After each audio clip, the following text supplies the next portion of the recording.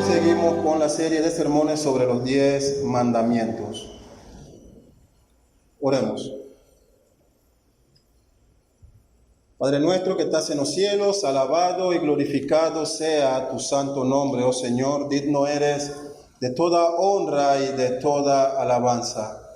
Esta mañana nos reunimos aquí, Señor, para este encuentro cara a cara contigo.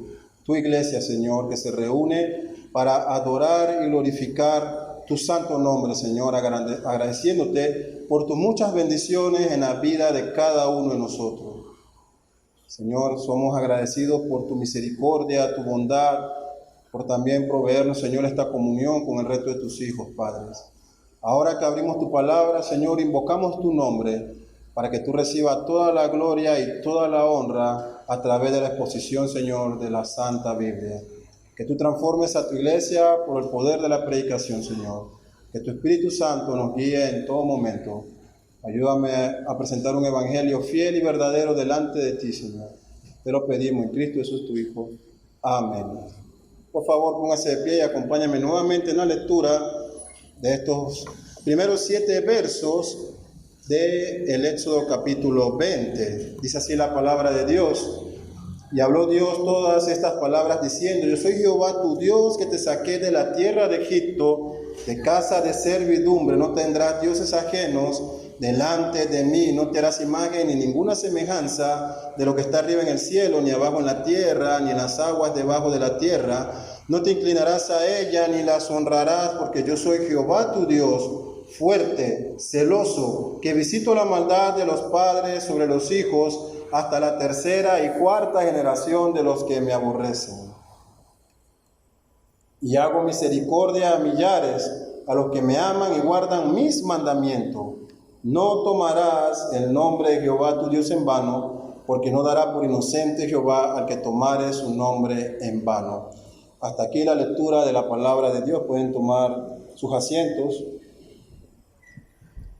Continuamos entonces con la exposición del tercer mandamiento, que se encuentra reflejado en el verso 7 de este capítulo 20. Dividimos este verso en 3 partes. La primera fue atendida el domingo pasado, cuando nos enfocamos en el nombre de Dios. Este domingo atenderemos los 2 siguientes puntos: el segundo, que tiene que ver con no tomar el nombre de Dios en vano, y el tercero, con la amonestación o la sanción que hace Dios a quien se atreva a blasfemar su nombre. Como dijimos el domingo pasado, el nombre de Dios, su nombre que Él ha revelado en su palabra, nos revela su carácter y su persona. Vemos la importancia que Él le da a su nombre en todo el contexto de la Sagrada Escritura, desde el Génesis hasta el Apocalipsis, y ustedes me acompañaron en ese viaje en donde fuimos viendo diferentes versos en los cuales Dios mandaba una ordenanza a su pueblo, tanto en el Antiguo y en el Nuevo Testamento, de honrar su nombre y llevar toda gloria para su nombre. Lo vimos también en el caso de la persona de Jesucristo y también del Espíritu Santo. Y aunque notamos que Dios ha dado esta ordenanza para todo hombre, no blasfemar su nombre, en el mundo actual, aunque el hombre mantiene una revelación de Dios en cuanto a lo que Él ha dicho en sus obras, el libro de la creación, y también en cuanto a lo que ha dicho en el Evangelio, en su revelación especial, aún así el hombre de esta tierra se levanta con argumentaciones cada día en contra del nombre y la persona de Dios. El filósofo Nietzsche dijo esta arrogante declaración. Él dice: Dios está muerto. El psiquiatra J. Lacan, francés del siglo XX, se refirió a este comentario de Nietzsche y él dice, para ayudar a Nietzsche, no es que Dios está muerto, sino que es inconsciente. Y más adelante, el filósofo materialista del siglo XX, Luigi Feuerbach, en su libro La esencia del cristianismo, le pone la cereza al pastel de estas declaraciones, y él dice: la conciencia de Dios es la autoconciencia del hombre. El conocimiento de Dios es el autoconocimiento del hombre. Feuerbach propone con esta declaración en el libro mencionado convertir la teología cristiana en una antropología filosófica. Pues más adelante en este mismo libro él dice, no es que Dios quien ha creado al hombre, no es Dios quien ha creado al hombre a su imagen, sino que el hombre es quien ha creado a Dios a la imagen de él. Así que notamos que el mundo sí tiene declaraciones y posiciones en contra de todo lo que representa el nombre de Dios, su persona y su carácter. Es importante notar, hermanos, aquí de que el creyente no está llamado para probar la existencia de Dios, no es nuestro fin último. Ni siquiera las Escrituras han sido dadas para probar la existencia de Dios. Las Escrituras dan por sentado la existencia de Dios. Nunca ponen en duda su existencia. El primer verso de la Biblia en Génesis 1:1 dice en el hebreo, Bereshit bara Elohim, en el principio Dios creó. Da por sentado de forma inmediata la existencia de Dios. Por eso el creyente no es llamado a demostrar que Dios existe, sino a defender la fe que se nos ha sido dada, este don que Dios nos ha otorgado. Por eso el escritor de Hebreos, en el capítulo 11, en el verso 3, usted lo puede ver en su Biblia, él dice, por la fe entendemos haber sido constituido el universo por la palabra de Dios, de modo de lo que se ve fue hecho de lo que no se veía. Esto nos deja en claro algo. Sin fe, el hombre no va a creer. Y en muchas ocasiones nos gastamos en argumentaciones y en debate, olvidando que la fe es necesaria para que un hombre pueda creer. Sin embargo, los nombres de Dios nos revelan su carácter y su persona, como vimos el domingo pasado, su autoexistencia, control, soberanía, poder y majestad. Lo que podemos entonces ver aquí en sus nombres revelados, que nos dan evidencia de su autoexistencia, lo podemos observar en 3 puntos, dice Rabbi Zacarías. La primera sería la realidad física de todo lo que nos rodea. Si tomásemos el universo como lo conocemos, en su majestuosidad, su inmensidad, y lo transportáramos al estudio de él, dividiéndolo en la porción más pequeña en que el hombre pueda llevarlo para estudiar su origen, encontraríamos que él no puede sustentar su propia existencia y que por consiguiente su origen demanda la mano de un ente exterior, un ser que sí pueda dar origen a este universo como lo conocemos. El segundo punto lo notamos en la información que nos provee la creación, el Dios creador. Todo lo que nos rodea, todo lo que usted puede ver, todo lo que usted puede palpar, provee información. Es más, en la actualidad no hay mayor recurso entre las multinacionales que manejar datos de información. No tiene idea de cuánto se pagan por su email, su teléfono, sus datos, sus preferencias. Por eso todas estas páginas web están allí proveyéndole intereses para que usted clique y vaya recopilando así esa base de información. Pero Dios ha establecido información en todo lo que nos rodea. Pero hablemos de esta naturaleza. La lógica más básica nos dice que donde hay información, hay inteligencia, hay razonamiento. En 1999, unos arqueólogos en Pakistán encontraron unos vasos tallados con escrituras que al día de hoy no han podido descifrar. No saben qué mensaje hay allí en esos vasos y tazas de barro, pero sí saben algo estos científicos. Fue hecho por humanos. Hay inteligencia, hay tallado, hay una escultura allí, hay un fin, Hay una razón por la cual fue hecho.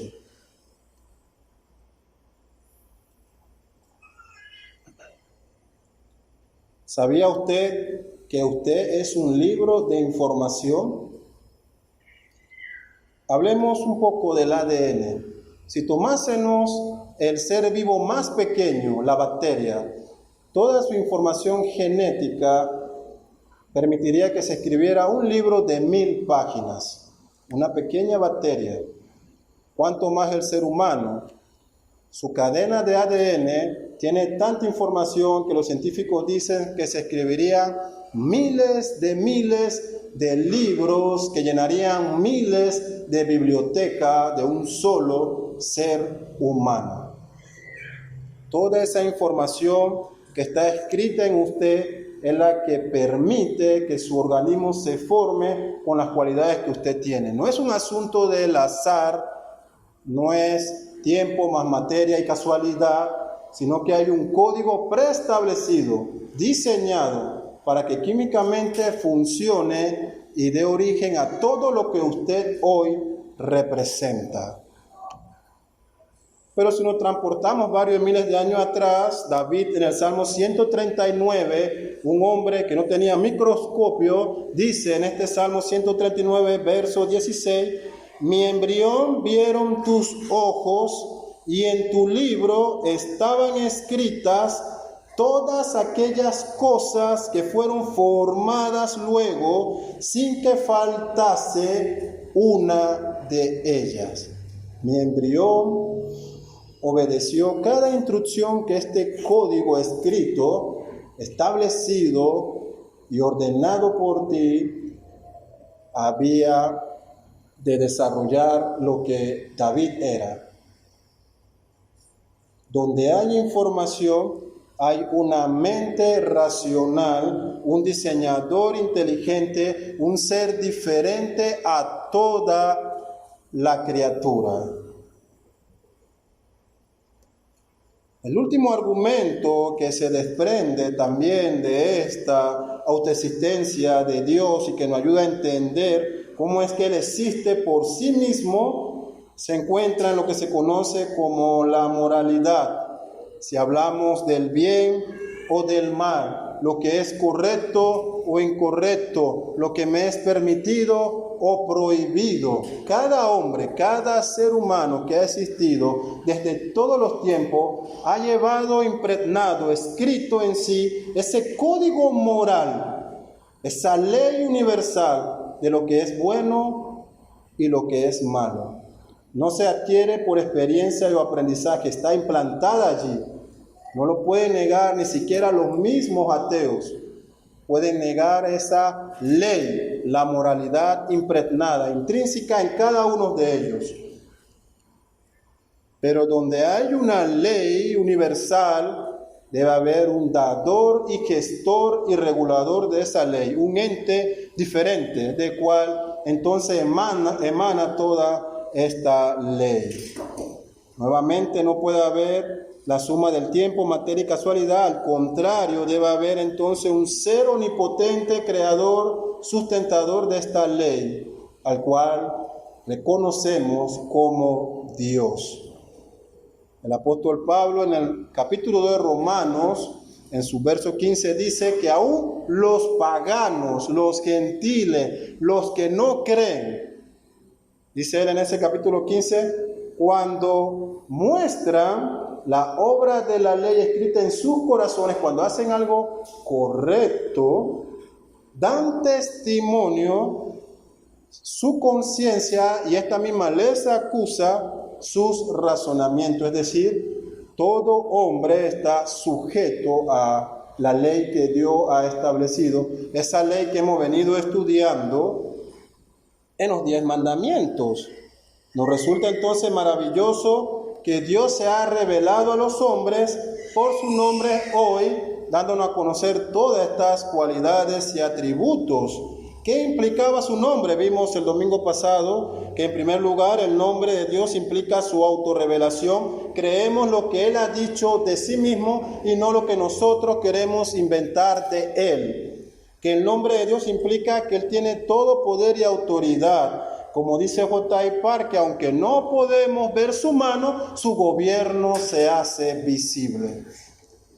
En tercer lugar, decíamos que el nombre de Dios implica su soberanía absoluta. Ni una sola molécula del universo anda en desobediencia y actúa fuera del control decretado por Dios. Y también, por último, que Él es autoexistente y su presencia está activa en todo el tiempo. Estos nombres también nos revelan en su carácter que Él es eterno, inmutable, incomprensible, fiel, veraz y santo. Y es aquí donde radica esta advertencia del segundo punto de este mandamiento en cuanto a la santidad de Dios. Él es separado de todo, diferente, distinto a la creación. No como el panteísmo lo pinta, Dios está en el árbol, en el cielo, en la bici, en la TV, no. O como el Islam lo presenta, Él está tan lejos de ellos. Dios está presente, activamente, pero separado de su creación. Él es único en su ser y no tiene ni guarda relación con el pecado. Por eso la segunda parte de este mandamiento dice: no tomarás el nombre de Jehová tu Dios en vano. Es interesante notar aquí que en el hebreo esta palabra tomar es nashat, que se traduce como sujetar. En nuestra Biblia tenemos como tomar, y su implicación es aquel que alza su mano, su cabeza o su rostro o su voz, o que toma para sí, para su propiedad, algo. ¿De qué forma no debemos tomar el nombre de Dios? El propio Dios nos dice: de forma vana. Aquí la palabra que utiliza en el hebreo shat da la idea de no darle valor a algo, sin valor, con liviandad, como algo cotidiano y normal, de forma engañosa o hipócrita.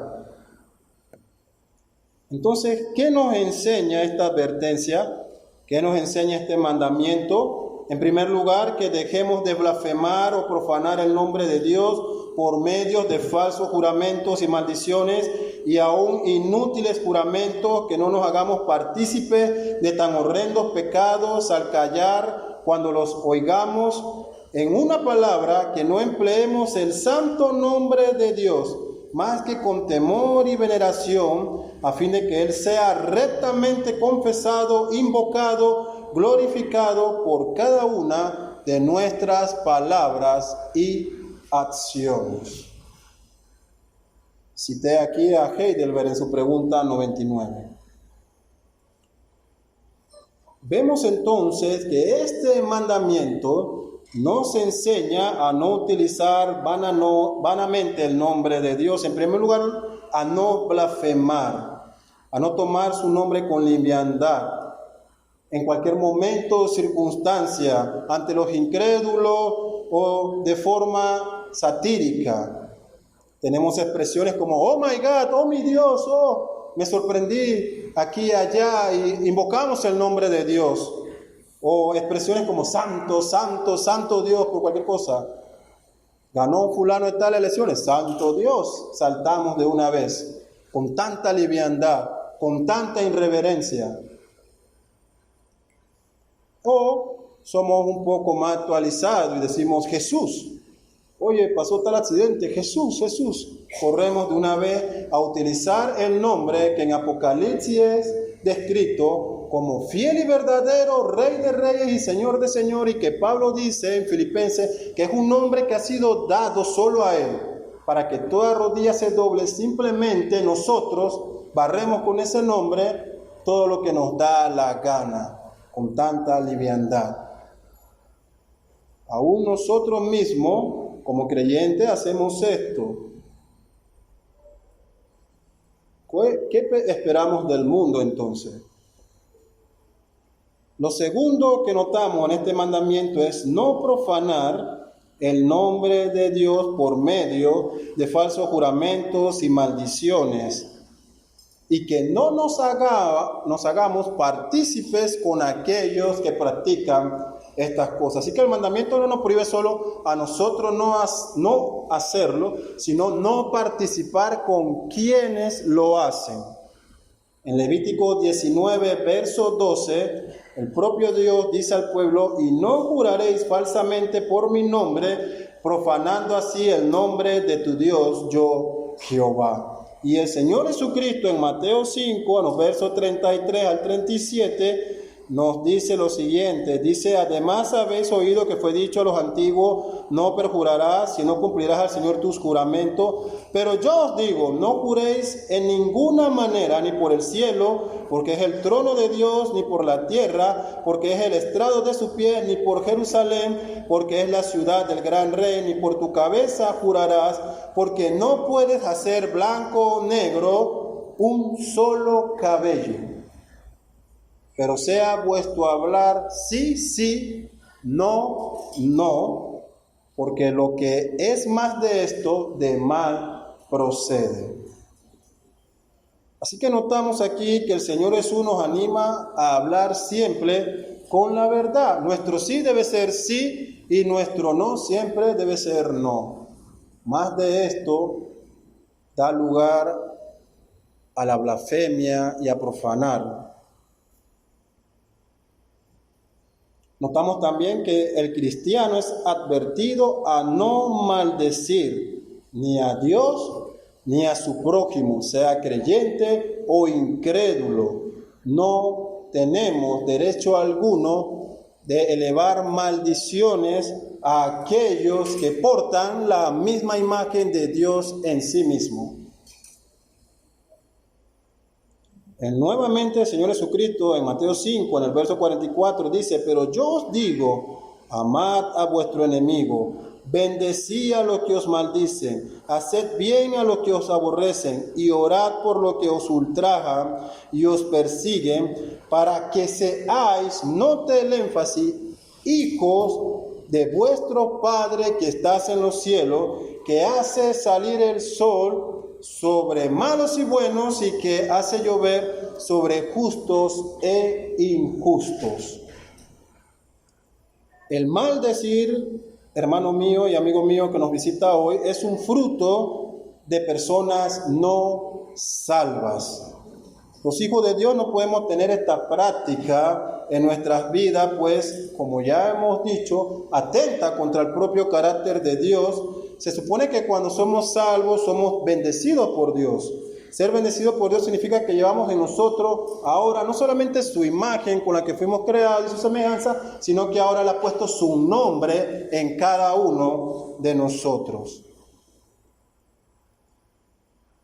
Así que no solamente somos advertidos de no maldecir, sino de no participar con aquellos que ofenden el nombre de Dios, o reírnos de sus chistes, o ver programas de televisión, escuchar cosas que no tienen como fin último la gloria del nombre de Dios. En tercero, notamos que este mandamiento nos enseña a que no empleemos el nombre de Dios más que con temor y veneración. Es prohibido usar el nombre de Dios vanamente. Ese es el énfasis negativo del mandato. Lo que significa que su énfasis positivo es que cada vez que yo use entonces su nombre, debe ser para reverenciarle, honrarle y glorificarle en todo momento. Esto es un principio y una evidencia del temor que tengamos al nombre de Dios. Por eso el escritor de Proverbios, en su capítulo 1, dice: el principio de la sabiduría, que es el temor a Jehová. Y aún Pablo en Romanos 24 advierte que el mundo incrédulo blasfema el nombre de Dios por culpa del creyente. ¿En qué forma? Si el creyente no lo venera ni respeta, mucho menos el mundo lo hace. Por eso él dice allí en Romanos 2:4, porque como está escrito, el nombre de Dios es blasfemado entre los gentiles por causa de vosotros.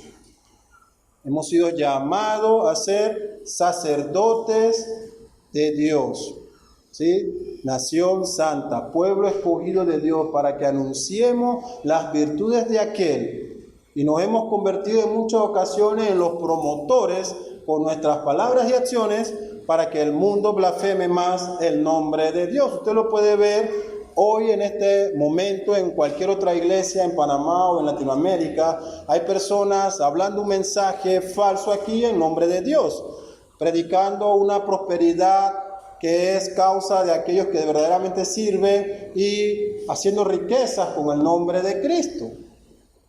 Por causa de personas que se hacen llamar cristianos, es que el nombre de Dios es blasfemado, y nosotros que sí somos verdaderamente su hijo, con más razón debemos dar lugar en todo momento a venerar el nombre de Dios. Por consiguiente, hermano, nuestra falta de reverencia y respeto a Dios nos lleva a la deshonra de su nombre. Y como dijo Pablo en Romanos, incita al no creyente a blasfemar. Si sus hijos, los portadores de su nombre, nos comportamos así, ¿qué esperamos del mundo? Déjeme aplicar esta segunda parte. ¿De qué manera entonces nos encontramos muchas veces nosotros infringiendo este mandamiento y usando de forma vana el nombre de Dios? Bueno, con nuestras palabras, cuando somos groseros, cuando usamos el nombre de Dios para chistes y bromas, en nuestros actos, cuando nos comportamos de forma inapropiada ante el mundo, y eso que eres cristiano, es lo primero que dicen. Cuando reflejamos más al mundo en nosotros que a Cristo en nosotros, nos parecemos más a lo secular que a lo espiritual, profanamos el nombre de Dios. Con nuestra indiferencia al ministerio de Dios, a su iglesia y a la propagación de su reino, no somos responsables y no sostenemos a la iglesia de Cristo. Con nuestra falta de comportamiento en nuestra vida cristiana, no vivimos de forma pura y fiel al Evangelio, sino que tomamos con liviandad el cristianismo. Es solo una etiqueta más para una distinción en la sociedad. Cuando no cumplo con mis responsabilidades como hijo de Dios, ante mis deberes como creyente, llego tarde a la iglesia, me salgo en cualquier momento, estoy en la clase, terminaron, viene el servicio, me salgo, no me importa perderme la lectura de la iglesia ni la oración, simplemente entro, uso el celular, veo lo que me está diciendo As Sport y el juego de fútbol, y chateo y dibujo y como y hago lo que me da la gana en el santuario al que vine a encontrarme cara a cara con Dios.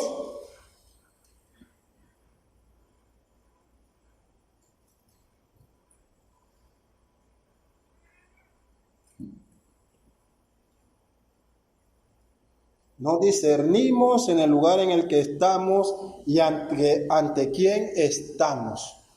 Usted no vino aquí a verme a mí o a uno de los otros pastores o a hacer vida social. Se supone que usted separó este tiempo para encontrarse cara a cara con Dios y elevar la honra y la gloria que su nombre merece.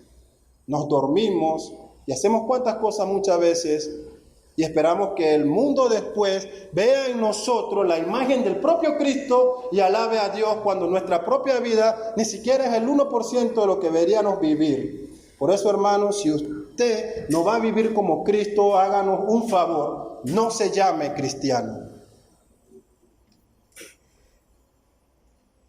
Cuando en nuestro trabajo no somos responsables, somos negligentes, reflejamos un testimonio equivocado del cristianismo, blasfemamos el nombre de Dios. Cuando descuidamos a nuestras familias, cuando no somos el pastor de nuestro hogar, cuando no somos la ayuda idónea para nuestra pareja, cuando simplemente nos enfocamos en los defectos de los demás y hacemos que el mundo entre a gobernar nuestro matrimonio y que Cristo no sea el centro de él, blasfemamos el nombre de Dios. Cuando descuidamos a nuestros familiares enfermos, viudas o también aquellos que están sin padre, sean creyentes o no, la Biblia advierte de eso. Santiago dice en su capítulo 1, porque la religión pura y sin mácula delante de Dios el Padre es esta: visitar a los huérfanos y a la viuda en sus tribulaciones y guardarse sin mancha del mundo. Y aún Pablo advierte a Timoteo en la primera carta, capítulo 5, verso 8, él dice: porque si alguno no provee para los suyos y mayormente para los de su casa, ¿qué dice? Ha negado la fe y es peor que un incrédulo. Se llama cristiano, pero descuida sus responsabilidades familiares y en el hogar, ha negado la fe y eres peor que un incrédulo. Blasfemas el nombre de Dios. Cuando descuidamos nuestra vida espiritual, no oramos, no estudiamos la Biblia, no alabamos su nombre, descuidamos y blasfemamos el nombre de Dios.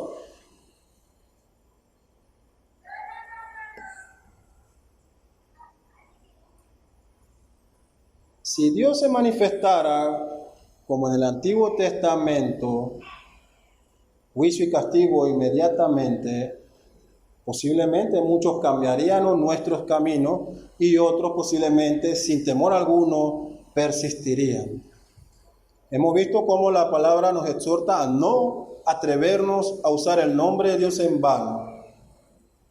Pero nótese la última parte de este verso 7.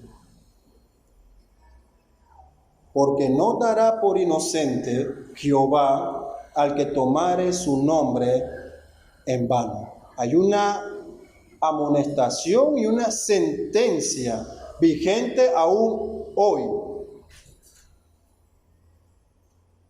No hay mayor pecado, en la tercera parte de este verso, no hay mayor pecado ni cosa que Dios más le ofenda que el ser profanado su nombre, por lo cual, dice Heidelberg en su pregunta 100, mandó que esta maldad fuese castigada con la muerte.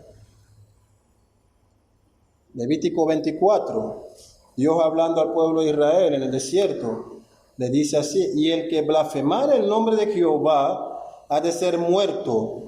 Toda la congregación lo apedreará, así el extranjero como el natural, si blasfemare el nombre, que muera.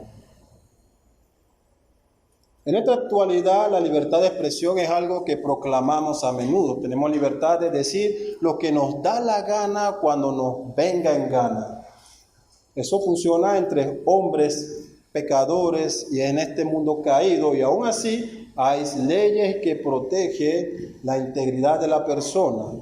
Pero ante Dios, en ningún momento el ser humano tiene libertad para expresarse como quiera, porque de cada palabra y de cada acto, dice las Escrituras, que daremos cuenta a Dios. Y las Escrituras, en su riqueza, nos proveen muchos eventos en los cuales el castigo inminente de Dios llegó para aquellos que se han atrevido a usar su nombre en vano. Veamos alguno en donde por acciones de desobediencia al decreto de Dios fue inmediatamente el castigo. En Levítico 10 se nos narra el relato de Nadab y Abiú, estos jóvenes sacerdotes, hijos de Aarón, habían sido consagrados con su padre, habían sido instruidos en la ley, en la forma en la que debían acercarse ante el trono de Dios, cómo ofrecer el servicio, los inciensos y las oraciones, y cuál era el orden de cada sacrificio. Ellos no eran ajenos a esto, ellos los conocían. Pero si usted va a Levítico 10, verso del 1 al 3, usted encontrará algo interesante allí. Dice que Nadab y Abiú, hijo de Aarón, tomaron cada uno su incensario y se pusieron en ello fuego, sobre el cual pusieron incienso y ofrecieron delante de Jehová fuego extraño que él nunca les mandó. ¿Y sabes qué? Dios dijo: ¿saben, chicos? Se la paso por esta vez. No más. Un error. No lo cometan más. No dice eso la Escritura. Dice que inmediatamente descendió fuego de Dios y fueron consumidos ante su presencia. No hubo mediación alguna. Y cuando Aarón se aparece a reclamarle a Moisés, Moisés le dice: espera un momento. Así dice el Señor: en los que a mí se acercan, me santificaré, y en presencia de todo el pueblo seré glorificado. Y dice la Escritura que Aarón cayó. Dios no va a permitir que su nombre sea tratado como cualquier cosa, y menos que sus decretos y ordenanzas sean puestos en tela de duda.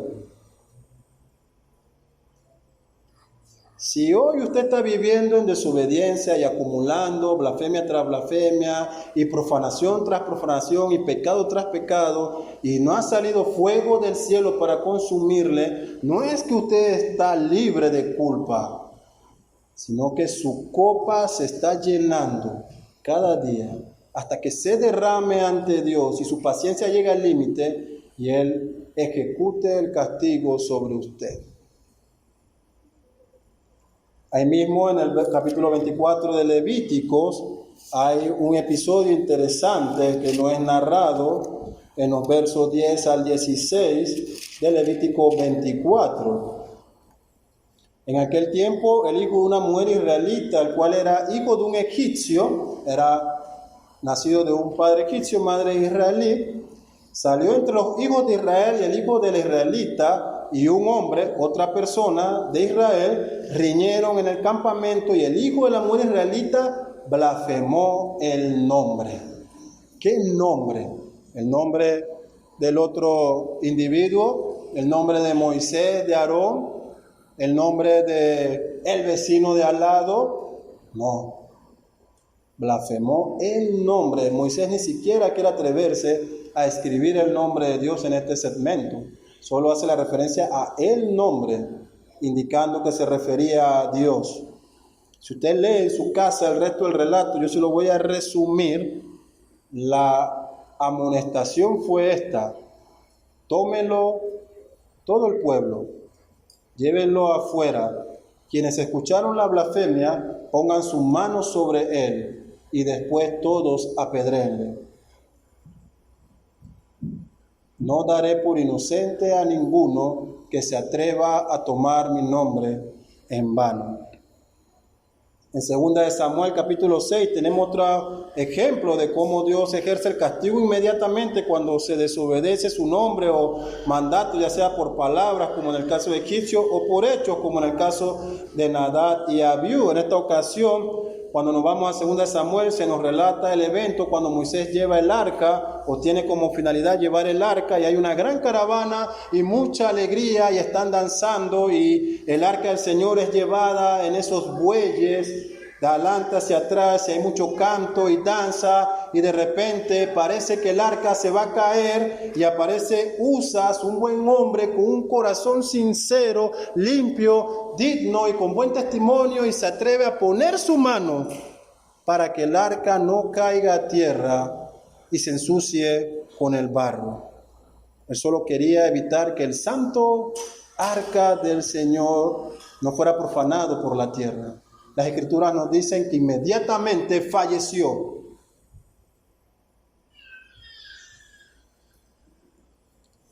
¿Por qué? Porque esta buena acción terminó de esta manera. Señor, solo quiero adorarte con música contemporánea, un poco de pop o rock.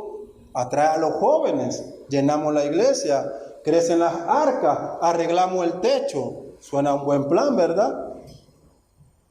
Usar lo profano, ¿sí?, lo secular para atraer personas. Lo secular solo convierte a las personas en más seculares o mundanas. El mandamiento de Dios era que solo los hijos de Coat, de la tribu de Leví, habían sido apartados desde pequeños para transportar el arca. Y que el arca no podía ser transportado en bueyes, sino en varas que el Señor había diseñado en el desierto y que había dado a Moisés. Y que si había algo que todo israelita, y más si era levita, sabía y que había aprendido antes de decir papá y mamá, era nunca toques, nunca te atrevas a tocar, ni lo pienses, el arca de Dios. Porque su mandamiento era que aquel que lo haga, morirá. Ahora bien, los teólogos liberales dicen que debido a los kilómetros transcurridos desde la afuera en tierra filistea hacia Jerusalén, esa distancia en el desierto, y como el arca era de oro y es un material conductivo a la electricidad y tenemos energía solar impregnada en él, almacenándose durante todo este largo viaje, lo que sucedió fue simplemente que cuando Uzas puso la mano, hubo una descarga eléctrica y él murió, pero no necesariamente era una revelación de juicio de Dios. Así es como la teología liberal le presentaría a usted tras evidencia y llamarían muchos ejemplos en el cual el oro es usado como un material conductivo a la electricidad, pero eso no es lo que ocurrió allí. Lo que ocurrió allí es que el nombre de Dios estaba siendo blasfemado. ¿Por qué? Porque sus ordenanzas estaban siendo quebrantadas. Y cuando Dios manda y ordena, los hombres obedecen. Si por lo menos nosotros tuviéramos la obediencia de la tierra, de ese barro en el que caería el arca, Él está allí haciendo lo que Dios le pidió que hiciera. Y cada día Él hace lo que Dios quiera. La creación se obedece. No pone pero alguno. En Mateo 12:31 el Señor nos dice, Jesucristo hablando, todo pecado y blasfemia será perdonado a los hombres, pero la blasfemia contra el Espíritu Santo no será perdonada. Está vigente el mandato de Dios. Y en Hechos 5, versos del 1 al 11, se nos relata un episodio muy triste dentro de la iglesia del primer siglo, cuando Ananías y Zafira, teniendo una propiedad, deciden venderla y ofrendar a la iglesia una parte del dinero, diciendo que habían ofrendado todo. Ananías se presenta ante Pedro con la ofrenda y el Espíritu Santo, guiando a Pedro, le hace una pregunta. ¿Por qué tientas al Espíritu de Dios? Si vendías esa propiedad y te quedabas, el dinero era tuyo. Aquí nadie te está obligando. Nosotros no somos de la iglesia de Cash Luna que hay que obligarte a traer los diezmos, dijo Pedro tal vez. Al contrario, era tu dinero, tu propiedad, dabas lo que quisieras, pero al mentir trajo juicio, y la Escritura nos dice en Hechos que inmediatamente cayó muerto, y luego de 3 horas su esposa apareció y se le confrontó con la misma pregunta: ¿vendiste en tanto la propiedad? Ella dijo sí. Y escucha lo que Pedro dice: ¿por qué tientas al Espíritu de Dios? Y dice que inmediatamente murió.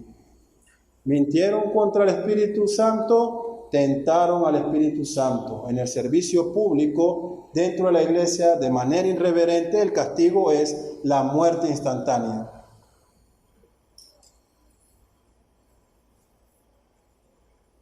Debemos dar gracias a Dios, por consiguiente, de que su gracia sobrepasa aún nuestras iniquidades. Y si hoy estás aquí, aunque hayas llevado una vida de blasfemia y profanación contra el nombre de Dios, estás a tiempo de arrepentirte y venir a Dios. Su palabra dice: todo aquel que a Él viene, Él no le echa fuera. En este mandamiento, Juan Calvino, el teólogo francés, en su breve libro titulado Instrucción Cristiana, en la página 12 y 13, dice el siguiente comentario en cuanto al tercer mandamiento. Él dice: nos prohíbe aquí abusar de su santo y sagrado nombre en los juramentos para confirmar cosas vanas o mentiras, pues los juramentos no deben servirnos para placer o deleite, sino para una justa necesidad cuando se trata de mantener la gloria del Señor o cuando es necesario afirmar algo que sirve para edificación. Y prohíbe, continúa Calvino, terminantemente que manchemos en lo más mínimo su santo y sagrado nombre. Por el contrario, tenemos que tomar este nombre con reverencia y con toda dignidad, según lo exige su santidad. Trátese de un juramento que nosotros pronunciemos o de cualquier cosa que nos propongamos delante de Él. Y puesto que el principal uso que debemos hacer de este nombre es invocarlo, aprendemos entonces qué clase de invocación es la que aquí nos manda el Señor. Finalmente, anuncia en este mandamiento un castigo con el fin de quienes hayan profanado con injurias y otras blasfemias la santidad de su nombre, no crean que puedan escapar de su venganza. Hasta aquí la cita de Calvino. Así que aunque el mandamiento hace la prohibición de no usar el nombre de Dios vanamente, también a la vez nos exhorta a que en todo momento la finalidad única en la cual invoquemos su nombre sea para honra y alabanza de Él. Notamos el domingo pasado cómo el Señor Jesucristo, cuando enseña a orar a sus discípulos, la primera expresión, la primera oración, lo primero que debe salir de nuestras bocas, dice Cristo allí: Padre nuestro que estás en los cielos, que tu nombre sea santificado. Es el interés único de los hijos de Dios, elevar el estandarte de la santidad del nombre de Dios. Otro comentario, en esta ocasión el pastor MacArthur, en cuanto a este mismo pasaje del tercer mandamiento, él dice así en su Biblia de estudio: dejar de cumplir un juramento en el que el nombre de Dios hubiera sido invocado de forma legítima significaba poner su existencia en duda, por cuanto se hacía evidente que la parte culpable no tenía consideración alguna por el Dios cuyo nombre había usado para dar apoyo a su integridad.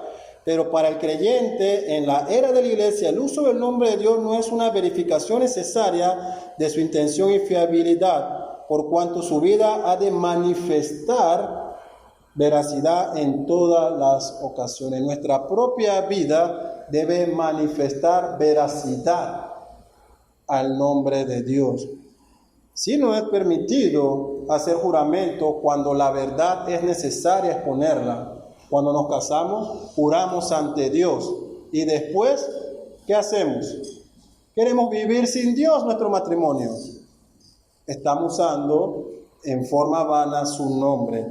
Cuando nos casamos y juramos ante Dios que amaré, respetaré, cuidaré y sostendré, aunque siga flaco, se ponga más gordo, por decir algo, ¿sí? Y desobedecemos a ello, estamos dando un mal testimonio al nombre de Dios. Por eso escuchaba la clase del hermano Yusit en la mañana cuando él hablaba un poco acerca del tema de divorcio. Nunca ha sido una opción de parte de Dios proveer divorcio para el creyente. Es un fruto de personas no convertidas, sencillo como eso. Por consiguiente, hermano, en todo momento el creyente que actúa de forma veraz puede confiar que Dios es su testigo. Somos estimulados por la palabra de Dios a promover la honra y la alabanza al santo nombre de Dios y no quitársela honrando a cualquier otra criatura, pastor, apóstol, arcángel o lo que se invente. Solo Dios recibe toda la única gloria. Aplicamos por consiguiente este mandamiento en algunas áreas de la vida cristiana. Vemos entonces por consiguiente que todos los nombres de Dios nos revelan algo sobre Él y nosotros deberíamos honrarlo tomando en consideración cada uno de los significados de este nombre. Él es el Dios todo creador, Elohim, el sustentador, el Elión. Dios es nuestro estandarte, nuestro escudo, nuestra roca. Jesucristo se presenta como la vida, la resurrección. Toda esta revelación de la persona y el carácter de Dios, tanto en la persona de Dios Padre, Dios Hijo y Dios Espíritu Santo, deben ser tomadas por el creyente y honradas como se debe. Podemos ver también que mi reverencia ante el santo nombre de Dios es una evidencia de mi salvación. Quien no teme a Dios no puede decir que es hijo de Dios. Mis palabras, actos, también deben ser medios en los cuales se glorifique el nombre de Dios. A veces callar es la mejor respuesta que podemos dar. Vemos también que Dios es el único ser por el cual se puede invocar como testigo, pues Él es el único que conoce los corazones de los hombres y que puede dar fe de la veracidad de nuestras palabras. Por último, hermano, encontramos en este mandamiento que la palabra de Dios nos anima siempre a hablar con la verdad, nuestro sí, sí, aunque ese sí signifique la muerte. Y que nuestro no siempre sea no, aunque ese no signifique quedar sin nadie a nuestro alrededor.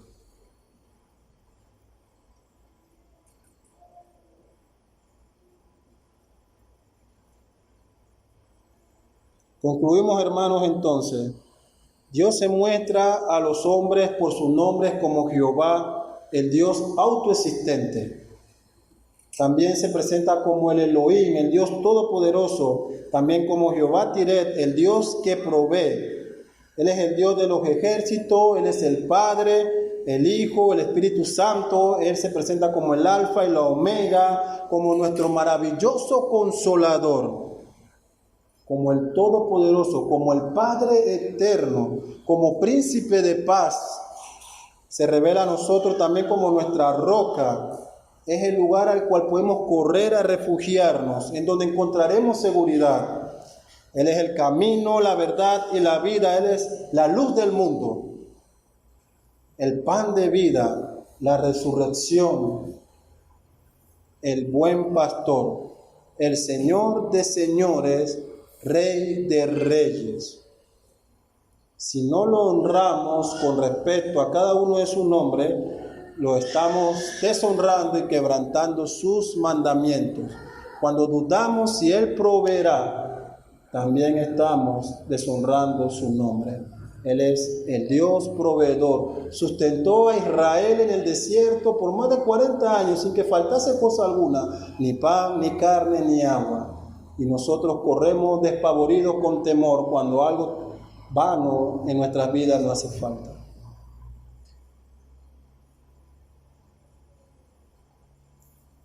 Si nos queremos llamar cristianos, vivamos la vida de Cristo. Oremos. Padre nuestro que estás en los cielos, santificado sea tu nombre, oh Señor.